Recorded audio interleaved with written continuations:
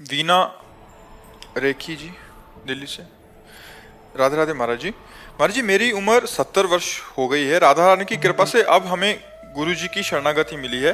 महाराज जी, मेरा प्रश्न यह है कि क्या अब तक किया हुआ नाम जप सार्थक माना जाएगा या गुरु दीक्षा मिलने के बाद नाम जप सार्थक होता है? महाराज नहीं, कोई भी नाम व्यर्थ नहीं जाता। नाम अविनाशी है और अविनाशी फल दे के ही रहता है।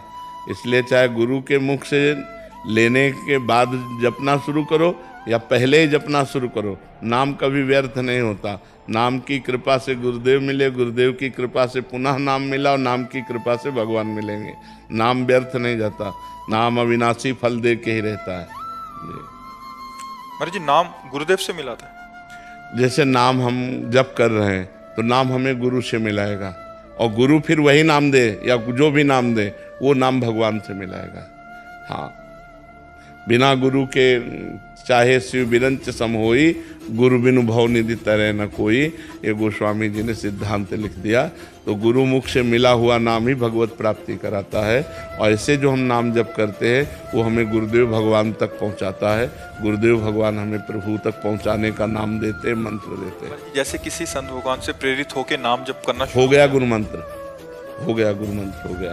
जैसे हम कह रहे राधा राधा जपो, आपने पकड़ लिया राधा राधा राधा, हो गया गुरु मंत्र, इसी से भगवत प्राप्ति हो जाएगी। महाराज जी, इसके बाद एक विकलता उठती है कि गुरु द्वारा जो प्रदत्त दीक्षा हाँ मंत्र, अब उससे क्या होगा कि फिर वो उपासना में प्रवेश करेगा। ये उसकी नेक्स्ट स्टेप। हाँ हाँ हाँ, अगर वो नहीं लेता है तो इतने से ही कल्याण हो जाएगा उसका। आवागमन मुक्त करने के लिए इतना ही काफी है, लेकिन अब लीला में प्रवेश करने के लिए, रसास्वादन करने के लिए फिर वो शरणागत मंत्र, निज मंत्र, ये सब आता है। महाराज जी, इसके हृदय में अपने आप आने लग जाएगा, मतलब अगर सही से वो। हाँ, तो वो व्याकुल हो जाएगा कि मुझे शरणागत मंत्र चाहिए, वो उसके अंदर व्याकुलता होने लगेगी। नहीं ठीक है, राधा नाम तो है पर मुझे शरणागत चाहिए, वो अंदर आने लगेगा। महाराज जी, अभी जैसे आप थोड़ी देर पहले कह रहे थे कि मतलब अगर भजन का अभ्यास छूट गया तो फिर नीचे आना पड़ेगा, तो महाराज जी ऐसा भी है? हाँ बिल्कुल। अभी एक प्रश्न था महाराज जी कि 2 साल से बहुत अच्छा भजन हो रहा था, थोड़ा विषयों की ओर मन गया तो एकदम भजन छूट गया। बिल्कुल बिल्कुल, इसमें तो वही आ गई। हाँ बिल्कुल बिल्कुल, जैसे वो अभी बगल में बैठे हुए यहाँ कह रहे थे 32 साल से भजन कर रहा हूँ, तो बिल्कुल इसमें है कि जैसे हम भगवत प्राप्ति नहीं हुई और आप भजन में की चढ़ाई पे चढ़ गए और विषयों का संयोग हो गया तो आप उतर के जमीन में खड़े हो जाएंगे आके। वो चढ़ाई काम की नहीं हुई। चढ़ाई तब काम की मानी गई जब आप वहां से उतरे नहीं और वहीं खड़े रहे।